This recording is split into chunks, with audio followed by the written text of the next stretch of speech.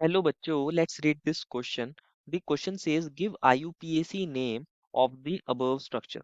बच्चों हमें यहाँ एक स्ट्रक्चरल कंपाउंड मिला है, एक कंपाउंड मिला है बेसिकली, और इसका हमें क्या बताना है? IUPAC नेम बताना है।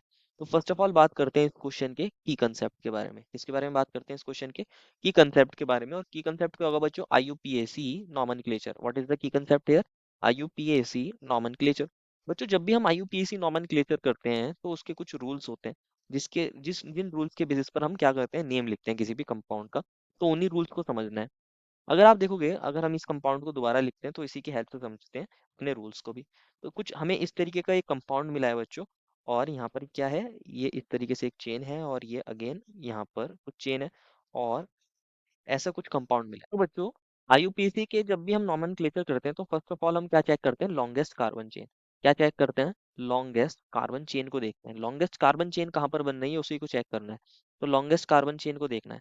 अगर आप देखोगे यहाँ चेन देखना है, ये 1 नंबर दूं इसको 2, ये 3, ये 4, ये 5, ये 6, ये 7, ये लॉन्गेस्ट चेन बन रही है। 7 कार्बन की ये लॉन्गेस्ट चेन बन रही है।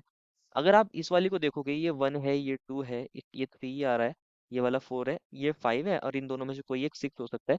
तो अगेन ये 6 मेंबर्स की चेन बन रही है, दैट मीन्स ये छोटी चेन है। हमें तो लॉन्गेस्ट कार्बन चेन देखनी होती है। और लॉन्गेस्ट कार्बन चेन के बेसिस पर हम बताते हैं कि हमारे पास रूट वर्ड क्या होगा। अगर एक हमारे पास कार्बन की चेन होती तो उसके लिए रूट वर्ड होता है मिथ, 2 कार्बन के लिए इथ, 3 कार्बन के लिए लिखते हैं बच्चों हम प्रॉप, 4 कार्बन के लिए लिखते हैं ब्यूट, 5 के लिए पेंट, 6 के लिए हेक्स, और 7 के लिए हेप। तो यहाँ पे 7 कार्बन है, तो इसके लिए रूट वर्ड क्या होगा? हेप्ट होगा। क्या होगा बच्चों? रूट वर्ड हेप्ट होगा। इसके लिए हम अगर नेम लिखना चाहें तो इसके लिए लिख सकते हैं बच्चों हेप्ट। क्या लिख सकते हैं? हेप्ट। और क्योंकि कार्बन कार्बन के बीच में सिंगल बॉन्ड है, कहीं पर भी डबल बॉन्ड नहीं आया, तो बच्चों हम लिखते हैं एन। क्या लिखते हैं? हेप्टेन। अगर कार्बन कार्बन सिंगल बॉन्ड हो हमारी लॉन्गेस्ट चेन में तो एन लिखते हैं। अगर कहीं पर डबल बॉन्ड आ जाए तो उसकी पोजीशन मेंशन करके ईन लिखते हैं, और ट्रिपल बॉन्ड आ जाए तो आइन। क्योंकि यहाँ पे सारे ही कार्बन कार्बन सिंगल चेन है तो बच्चों इसके लिए हम लिखेंगे हेप्टेन। अब ध्यान से समझना है, एक तो नंबरिंग हमने ये 7 कार्बन की करी है बच्चों इस तरीके से। दूसरी पॉसिबिलिटी क्या हो सकती थी? दूसरी पॉसिबिलिटी हो सकती थी हम नंबरिंग यहाँ से करते, इसको 1 नंबर देते, इसको 2, इसको 3, इसको 4, इसको 5, इसको 6, और इसको 7। दोनों मिथाइल एक जैसे हैं, किसी को भी आप 7 दे सकते हो। तो अब हम नंबरिंग कौन सी करेक्ट है इनमें से? कौन सी नंबरिंग करेक्ट है, इसी को देखना है। अब इसको देखने के लिए अब हम दूसरा रूल चेक करते हैं और देखते हैं कि जो हमारे पास ब्रांचिंग हो रही है, नंबरिंग इस तरीके से करते हैं कि जो ब्रांच कार्बन एटम है उनको कम से कम नंबर मिले। उनको कम से कम नंबर मिले। जब हमने रेड कलर से नंबरिंग करी, देखो इसको हम लिख सकते हैं।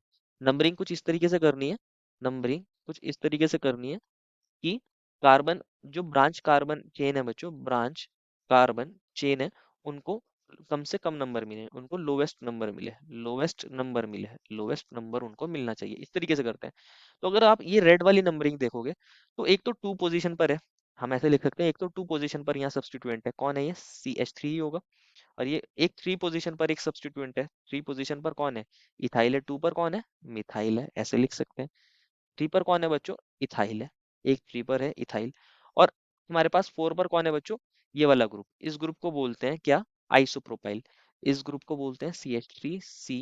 और ये हमारे पास क्या है बच्चों? ये H3O, और यहाँ H, और ये इस ग्रुप को बोलते हैं आइसोप्रोपाइल। तो 3 पोजीशन पर कौन है बच्चों? इथाइल था, और 4 पोजीशन पर आइसोप्रोपाइल। 4 पर कौन है? आइसोप्रोपाइल है। तो एक तो बन रही है बच्चों नंबरिंग ये 2 3 4, जब हमने रेड वाली नंबरिंग को देखा है। और जो दूसरी वाली नंबरिंग है, तो अगर आप उसमें देखोगे तो 4 पर आया है पहले आइसोप्रोपाइल, देन 5 एंड 6। कहाँ पर आ रही है नंबरिंग? 4 5 6। तो नंबरिंग इस तरीके से करनी थी कि लोवेस्ट नंबर मिले कार्बन चेन को। तो जो 4 5 6 वाली नंबरिंग होगी ये गलत होगी, और जो 2 3 4 वाली नंबरिंग है बच्चों, ये वाली नंबरिंग सही होगी। तो जो बच्चों हमने रेड से नंबरिंग करी थी वो वाली सही है, और जो ब्लू से करी है वो वाली नंबरिंग गलत है। तो ब्लू वाली को क्या कर देते हैं? रब कर देते हैं। ब्लू वाली नंबरिंग को रब कर देते हैं।